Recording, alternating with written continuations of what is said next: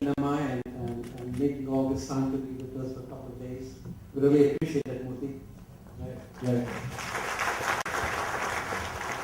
So Murthy, I understand in the late 70s, there was a young Romeo called Narayana Murthy who used to frequent Hubli fairly often to convince this young lady called Sudha Kulkarni to marry him.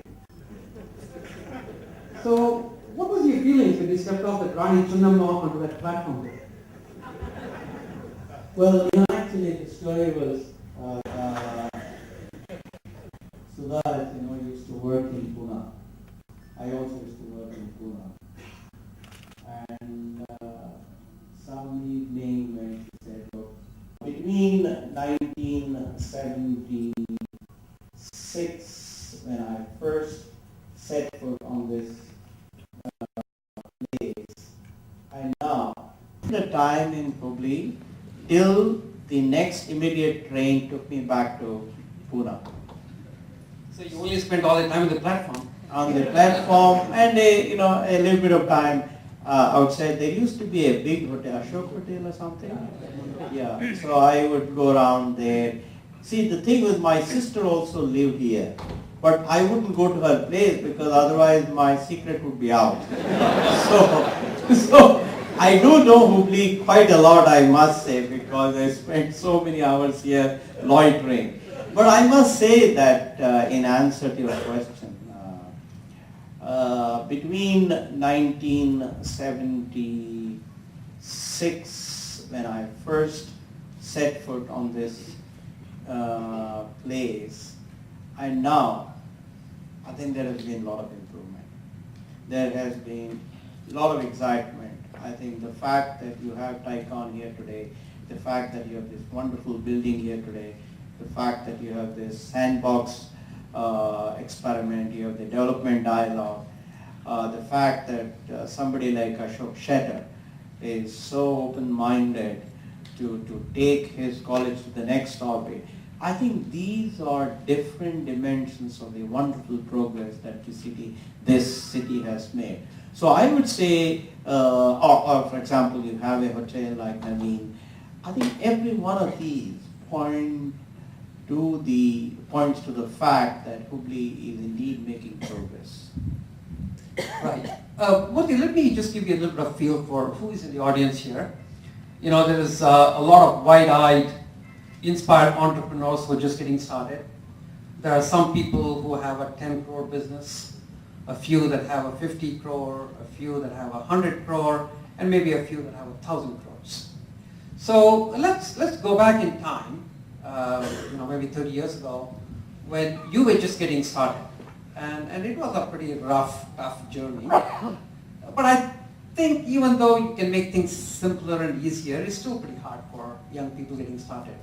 What advice do you have for these people who just have barely enough revenue to stay focused on their mission? Well, I have always believed that entrepreneurship is all about an idea which creates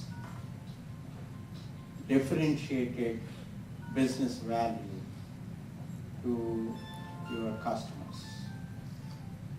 When you talk of differentiated business value or unique business value or business value better than what your competitors are providing today, what you're really saying is that you must be able to express the benefit to the customer, to the consumer, in a simple sentence, not a complex sentence, not a compound sentence. In other words, you must be able to tell them that, look, my product or service will reduce your cost by much more than what all the competitors are providing, or it will reduce cycle time by more than what others are doing, or it will improve benefit to you by so much, by much more, etc. In other words, make sure that your idea has a very clear differentiated business value. Second, I would say you need a team that brings complementary strengths. You need people who understand technology, you need people who understand business, you need people who understand finance, you need people who understand people's skills, etc., etc. And third, because entrepreneurship is all about converting gray equity or an idea equity to wealth, it's all about deferred gratification. In other words, you work hard, you make a lot of sacrifices today in the hope that tomorrow you will indeed be wealthier, or you will indeed be able to add much greater value to the society, whatever way you do. For that you need a very well understood value system. So I would say that as long as you have these, plus a sense of optimism, a sense of high aspiration, a sense of sustained effort, there is a much higher likelihood of you succeeding. Yeah. So as we, as we go through this journey of a startup to building a business, I know all of you have lots of questions in your mind, so please write them down so that we can address the issues that you want to talk about. So Murthy, let's say the entrepreneur stays focused, gets the mission straight, he can articulate the elevator pitch in a few sentences and so on. There's a lot of businesses in Hubli which sort of get up to 10 crores, 20 crores, and then they sort of get stuck. They don't go beyond that.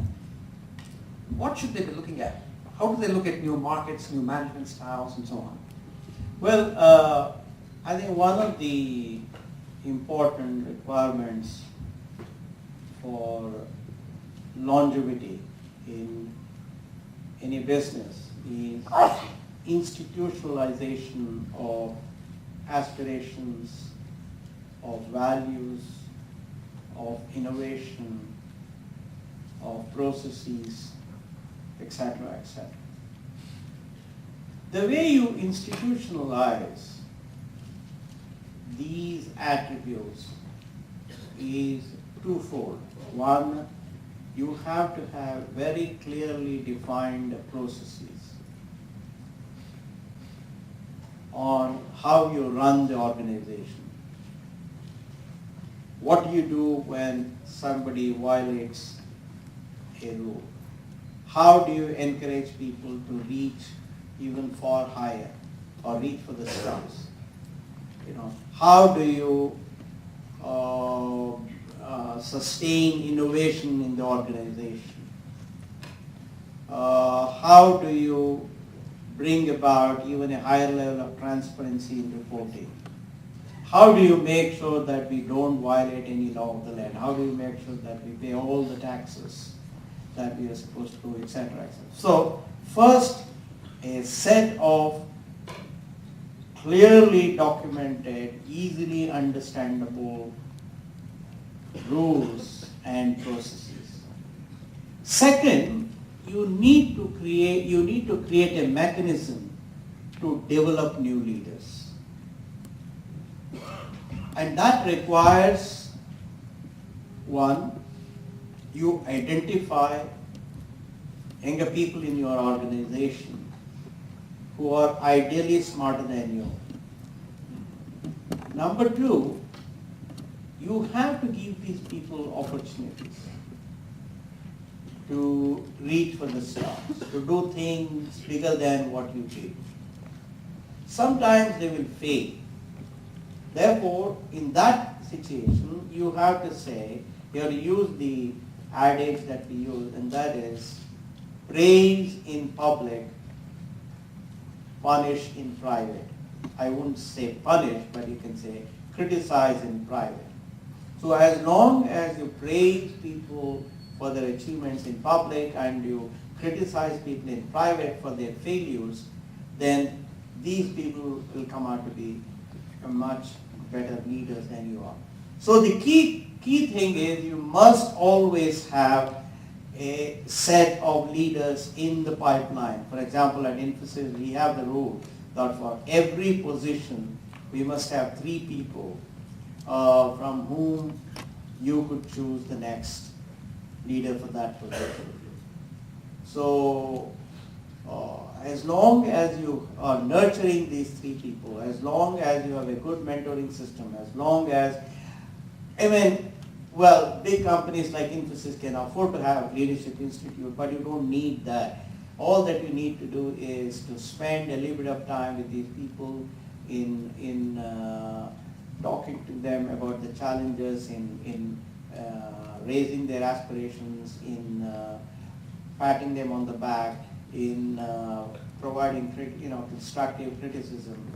And then if you have a set of transparent, objective decision-making process on how you will choose the next leader, because you will have to choose one among the three. Other two will accept your decision as long as it's transparent, as long as it's fair, as long as it is objective, as long as it's based on data and fact. I think once you do that, and also very importantly, everybody that joins a company must know where they can get to what position they can get to within the organization if they perform well. Quite often people leave organizations because they don't know where they will get to if they perform well. Therefore, if you created some of these things, then I do believe that you will be creating a strong foundation for your organization to go from 10 to 100 to 1,000 to 10,000 to 100,000 crores. Murthy, you can take a sip of the coffee there because Thank you. it's the product of an entrepreneur who started a company here called 7B just about a year ago. And it's probably one of the best coffees you can have. So, It's really good. yeah, got it. So, I think when people start companies, they tend to sort of make all the decisions and they get good at what they do and so on. But the challenge that most of the people have is when they hire other people, they're just not as good as them. And so after a while they get fed up and say, let me just do it. How do people break that cycle? Well, first of all, you have to be very careful in hiring people. As I said